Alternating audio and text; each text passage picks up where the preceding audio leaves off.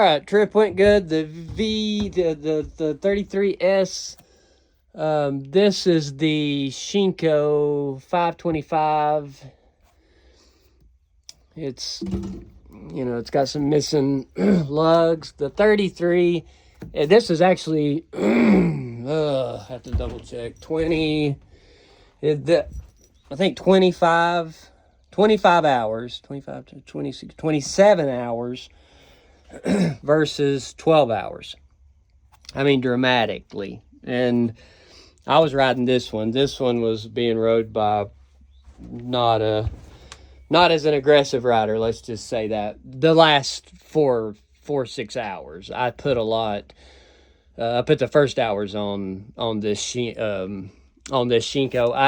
My whole point of this was to test these against these. I'd forgot that's what I had on this, the 525 Cheater, which I've never really been very impressed with it. I've did everything with this: hard, mud, soft, motocross, the hard clay we've got here. I just never was really impressed with it. This one is the 120, which I didn't get to test. This tire, though, phenomenal.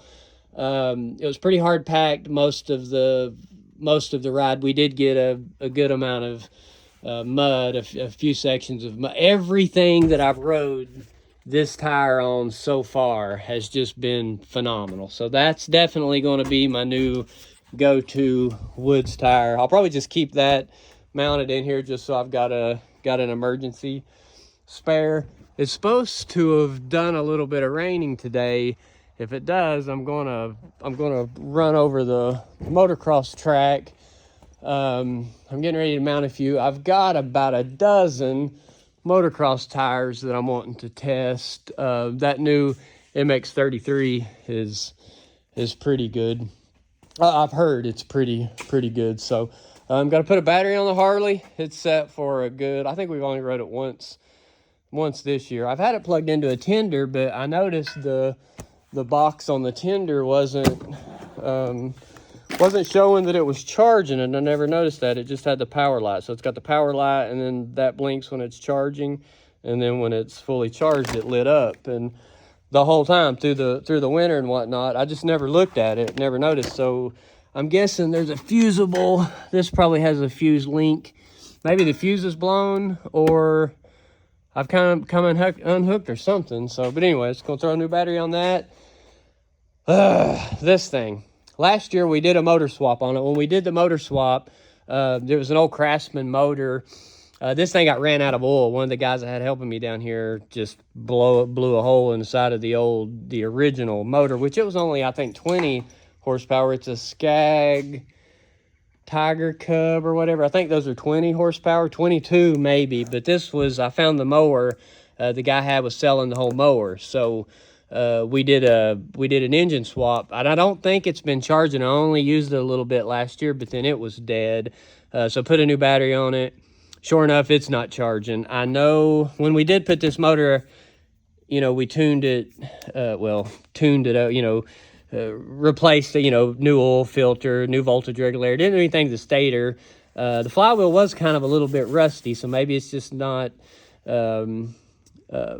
I thought maybe it just wasn't picking up the signal, but I tested the out voltage on the voltage regulator, and I'm getting 14 volts. The wiring was a little bit different. We had, for this solenoid, the other motor had it built on. We had to build the wiring is super, super simple, though.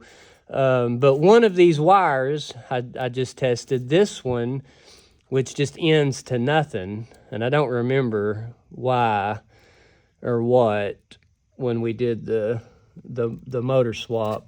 But one of them has a solid 14 volts. So it must have, the worst case, I think if I just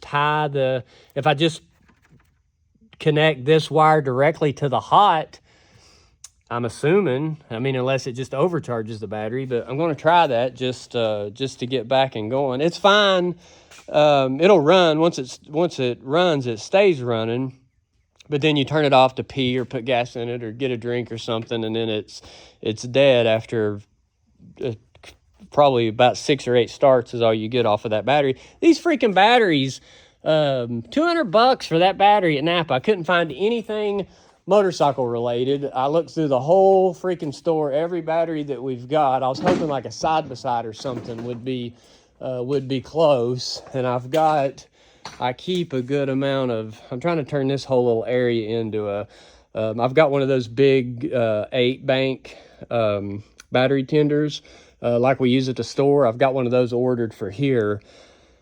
Just batteries down here is just always such a freaking hassle. It's just shit just sets forever, and then nothing gets charged, and then all of this new crap battery chargers, once things get so dead, you can't even, the battery charger won't even read it to charge it. I've got a really nice old one I've got to get brought down here. So, but I think I've turning that little section into once I got my lofts finished, I'm doing a paint booth up there, and then that's like my little tire mounting area. But I'm going to do another tire rack deal. I need to start getting rid of some of these. I'm going to start giving them away. I've got so many from the race days that just, who knows? They've all been inside, but God, some of them has to be 7 or 8 years old. So I'm just going to try to start giving away some tires, and then build me another rack back there. That way I can keep all of my gummy enduro stuff, and then just shit that I might sell, or service bikes in here, and then motocross stuff, and then that counter back there, just kind of have that my battery charging storage type of setup. But yeah, you'll see I left with 3 bikes, and I only came back with 1. So KTM's gone, and I picked up a little 125F 2020 125F big wheel for my daughter. It's only got 54 hours, and I know the guy, a good friend of mine, bought it new for his kids, so it's still got the original tires and whatnot on it. She's been bugging me to death. We had got her that little go-kart. She's only 16. We got her that little go-kart last year for her birthday, and I just quit pulling. I give it's so embarrassing to even acknowledge this, but it was her birthday. She was wanting, it might have been the year before last. She was wanting a go-kart like super, super bad. It was the height of all of this COVID crap. We went down to Gatlinburg, and the guys had one of these sizes. Just a cheap 200 EXP. I mean, it might be a $2,000 go-kart. I gave $4,200 cash, and the motherfucker even charged me taxes. Paying cash, and he still charged me taxes. On a normal day, I probably wouldn't give $1,000, $1,200 for it, but fucking kids, birthday, COVID, blah, blah, blah. So the plans now, it just quit pulling too, so that's even sucks. Hell, the thing only got rode a handful of times, and now it quit pulling. So I'm hoping that's simple. Get that in here and get that fixed, and then get it for sale. Got me a little electric pressure washer to keep down here to do motorcycle stuff. Mainly bought this for my wife on that damn Jeep, because I've got a gas-powered Honda, and for some reason pulling the choke and waiting a second, and then pushing the choke off is just too damn difficult to do alone. So I figured I'd get her that, but I think I'm really going to like this thing, so I may get another one of these. They have, like currently right now with their Black Spring Friday, whatever they call it, the 2,000 pounds, $200, have no idea why. The 2,300 PSI, well, 2,000 PSI is $200. 2,300 PSI was on sale for like $175, and it's got that turbo nozzle, but the only difference is the smaller one has a crank here that you can crank up the hose, which I don't know though. I hadn't used it yet. I'm getting ready to pull the box out. It may be completely junk and like everything else from Harbor Freight, but I'm hoping not. But other than that, keeping on. I got to get all this shit cleaned and get my Impala back together. My hoses came. I'm just waiting on the 2 small hoses that go on the bottom of this down to the thing. Anybody sees this that's a car guy knows what in the hell. I got this thing all cleaned up, the center link. They call it a steering assist. It takes the hoses come out of this. I can't remember now. It's a fucking mess. These things, the way they're set up, it's got the pump and that cylinder, which that makes sense. The cylinder that that connects here that pushes the drag link back and forth. But this thing, no earthly idea, because all that does is just, you know, it turns when you turn the steering box, and then it does go back and forth this way. But what the hell is it assisting? I have no idea. It goes in and then it goes out. That's what it does. It goes from the pump to here and then from there to the cylinder. But why? I've no earthly idea what the frig that is even does. I highly doubt that it assists it going this way and then this way. Just, I don't know. I can't even begin to figure out what the hell that is all about. But other than that, everything else, I broke my push cylinder thing on the Ford, so I've got to get it fixed, which really sucks because this thing is a freaking tank. But it's got this weird deal. I don't know what I did with it now, which sucks because I'm gonna need it. But it's got, oh, there it is. It's got this on the clutch thing. So all of this complete mess. So the clutch pushes in, and then it pushes this with this box that pushes the rod for the clutch slave cylinder. This will not, the ignition won't turn unless this is pushed in, which is fine. I can override that, no problem. This being a plastic push rod, I don't know. So my plan is this rod here, I'm just going to weld a thing out that'll kind of go over that and fit. I just need it to push to engage the clutch, because I really need this truck going. I have no earthly idea. It's a 97 F250. Hey, like my door handle. Broke my door handle using an old Honda wrench. Oh shit! And I need door pin bushings. But this thing is a freaking tank. Tires are completely shot. I was down in the lower barn the other day and found 4 brand new 16-inch tires. Still has the freaking stickers on them. 225, 75, 16. The date code was from, I think, 86. It was either 86 or 96. I swear I think it was 86. K18R. I don't know now. Where did I see that? COW 033. They're fucking old though.